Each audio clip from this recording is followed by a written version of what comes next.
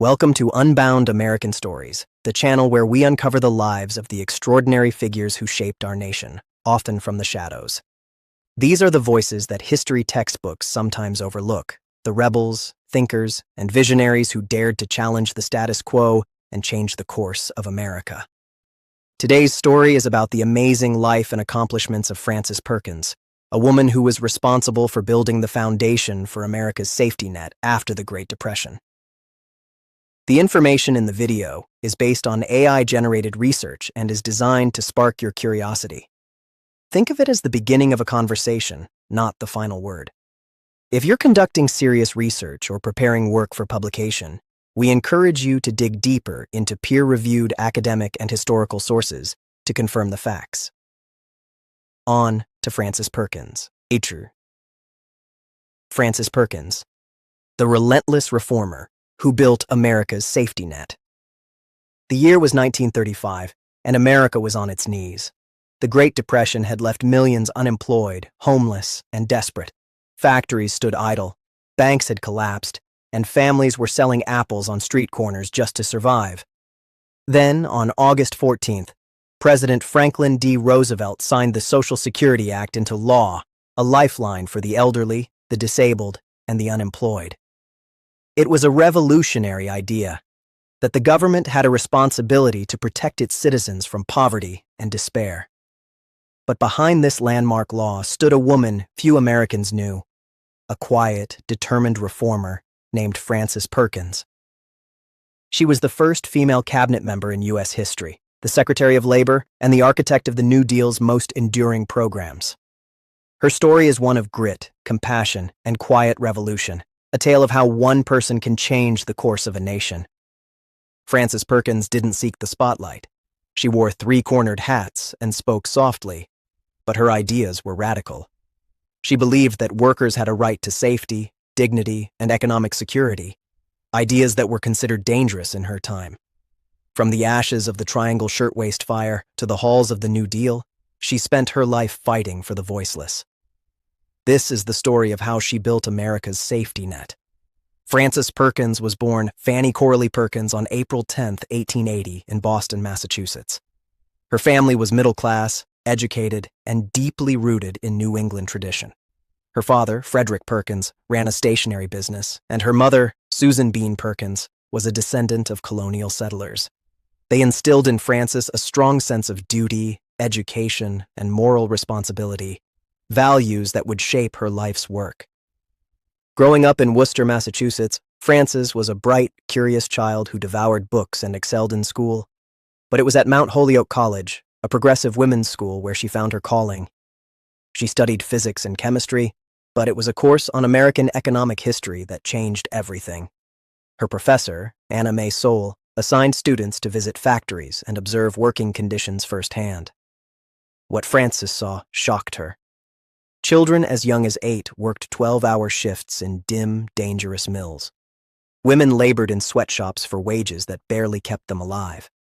Men risked their lives in unregulated factories where accidents were common and compensation was non-existent.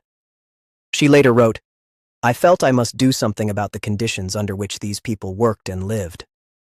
After graduating in 1902, Frances moved to Chicago and worked at Hull House, the famous settlement house founded by Jane Addams. There, she lived among the poor, taught English to immigrants, and saw firsthand the struggles of working-class families. She later earned a master's degree in economics and sociology from Columbia University, where she studied under progressive thinkers like Edwin Seligman and Henry Seeger. In 1910, she became the head of the New York Consumers League, where she fought for better wages, shorter hours, and safer conditions for women workers. She was not a radical. She believed in working within the system to change it. But she was relentless, and she was about to witness an event that would ignite her lifelong crusade. On March 25, 1911, Frances Perkins was having tea with friends in Greenwich Village when the sound of fire trucks pierced the air. They rushed outside to see flames engulfing the Triangle Shirtwaist Factory, a sweatshop where 500 young immigrant women worked. The exits were locked to prevent theft, and the fire escapes collapsed under the weight of panicked workers. In less than 30 minutes, 146 people died. most of them Jewish and Italian women between the ages of 14 and 23. Some leaped from the 9th floor to escape the flames, their bodies landing on the pavement below. Frances stood in the crowd, watching in horror as the tragedy unfolded. She later recalled, "I shall never forget the frozen horror that came over us as we stood with our hands on our throats watching that horrible sight, knowing there was no help." That day, she made a vow. She would dedicate her life to ensuring no worker would ever suffer such a fate again. The Triangle Fire was a turning point in American labor history. It exposed the brutal conditions faced by workers and sparked a national outcry. In response, New York Governor John Dix appointed the Factory Investigating Commission, a group tasked with investigating workplace safety and recommending reforms. Frances Perkins was one of its leading members. Over the next 4 years, the commission inspected factories, interviewed workers, and drafted legislation. Frances worked alongside Al Smith, a progressive state legislator, and Robert F. Wagner, a future U.S. Senator. Together, they helped pass 36 new labor laws in New York, including fire safety regulations, sprinklers, unlocked exits, fire drills, limits on working hours for women and children, workers' compensation laws, ensuring injured workers received pay. These reforms were revolutionary. They set a national standard for workplace safety and proved that government could protect workers. For Frances, it was just the beginning. After the Factory Investigating Commission, Frances Perkins continued her work in New York labor reform. In 1919, Governor Al Smith appointed her to the state's Industrial Commission, making her the first woman to hold such a position. She investigated workplace accidents, enforced labor laws, and earned a reputation as a fearless advocate for workers. But her personal life was far from easy. In 1913, she married Paul Caldwell Wilson, an economist and government official. Their marriage was strained by his mental illness. He suffered from severe depression and bipolar disorder and was institutionalized multiple times. Frances raised their daughter, Susanna, largely on her own, balancing motherhood with her demanding career. She later said, "I had to choose between my family and my work. I chose my work, but it was a terrible sacrifice." In 1929, Franklin D. Roosevelt became governor of New York, and he appointed Frances as the state's industrial commissioner. In this role, she reduced workplace accidents by 50% and expanded unemployment insurance, a preview of her future work on the national stage. By the time the Great Depression hit in 1929, Frances Perkins was one of the most respected labor reformers in the country. She had spent 20 years fighting for workers, and she was about to take her fight to Washington, D.C. In 1933, President Franklin D. Roosevelt appointed Frances Perkins Secretary of Labor, making her the first woman to serve in a U.S. presidential cabinet. The appointment was controversial. The Chicago Tribune sneered, "The appointment of a woman as Secretary of Labor is a cruel joke." The Washington Post questioned whether a woman could handle the rough and tumble world of labor negotiations. But Frances Perkins was not intimidated. When she arrived in Washington, the country was in crisis. Unemployment had soared to 25%, banks were collapsing, and millions of Americans were homeless and starving. Roosevelt's New Deal was a bold experiment to pull the nation back from the brink, and Frances Perkins was one of its chief architects. The 4 goals that shaped a nation. Frances Perkins had 4 long-term goals for American labor: unemployment insurance, a safety net for workers who lost their jobs; Social Security, a guarantee that the elderly, disabled, and orphaned children would never be left destitute; a federal minimum wage, ensuring workers earned enough to live on; the abolition of child labor, protecting children from exploitation.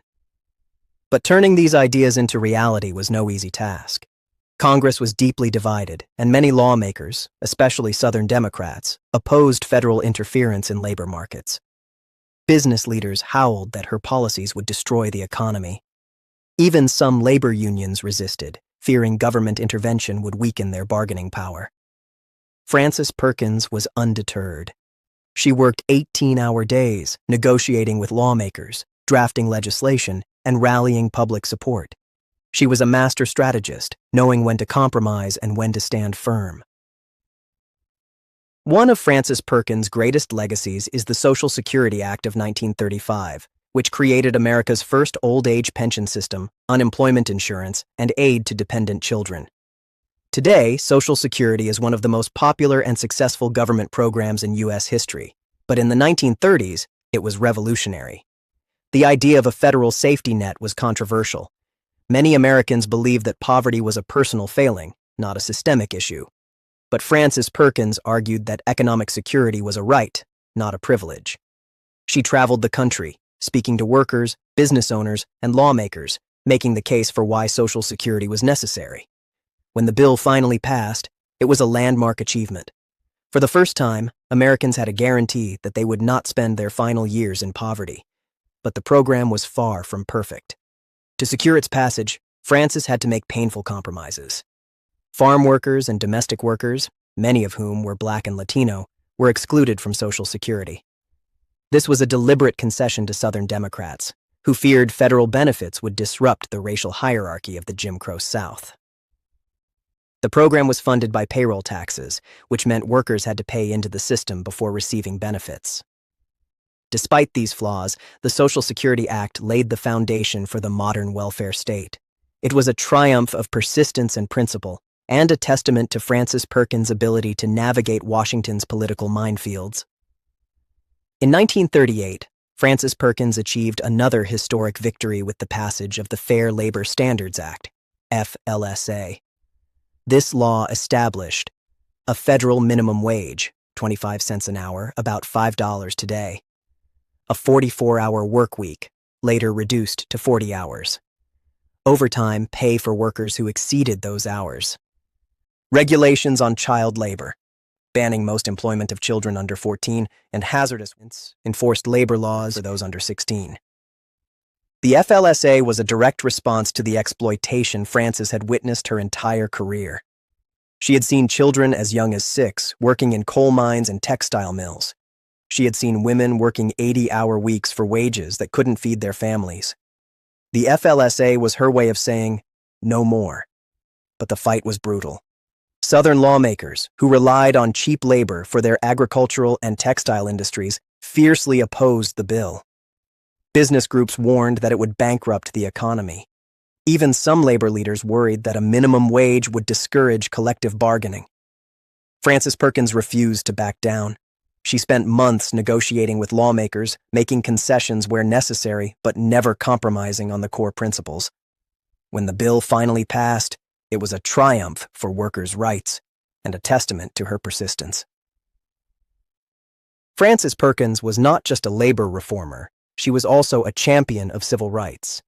She pushed for anti-discrimination policies in New Deal programs, though she faced fierce resistance from Southern Democrats. She supported A. Philip Randolph's March on Washington Movement, 1941, which demanded an end to racial discrimination in defense industries. Her advocacy helped lead to Executive Order 8802, signed by President Roosevelt, which banned discrimination in federal defense contracts. But her efforts were not enough to overcome the racial exclusions in programs like Social Security. She later said, "I felt a deep sense of failure.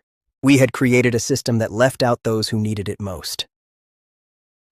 Frances Perkins' life was not just a story of triumph. It was also a story of sacrifice. Her husband, Paul Wilson, spent years in and out of mental institutions, and she raised their daughter, Susanna, largely on her own. She later said, "I had to choose between my family and my work. I chose my work, but it was a terrible sacrifice." She also faced relentless sexism. Reporters asked her about her hats and cooking skills instead of her policies. Lawmakers dismissed her ideas simply because she was a woman. Even her own staff sometimes undermined her, refusing to take orders from a female boss. But Frances Perkins had a steel spine beneath her quiet demeanor. She once said, "I had to be prepared to be called a fool, a meddler, and a sentimentalist, but I had to take the chance." She developed a thick skin, learning to navigate Washington's male-dominated world with grace and determination. Frances Perkins served as Secretary of Labor for 12 years, longer than any other person in that role. When she finally stepped down in 1945, she left behind a transformed America. The programs she created, Social Security, unemployment insurance, The minimum wage, child labor laws, became the bedrock of American social policy. Today, they protect millions of workers and families from poverty and exploitation.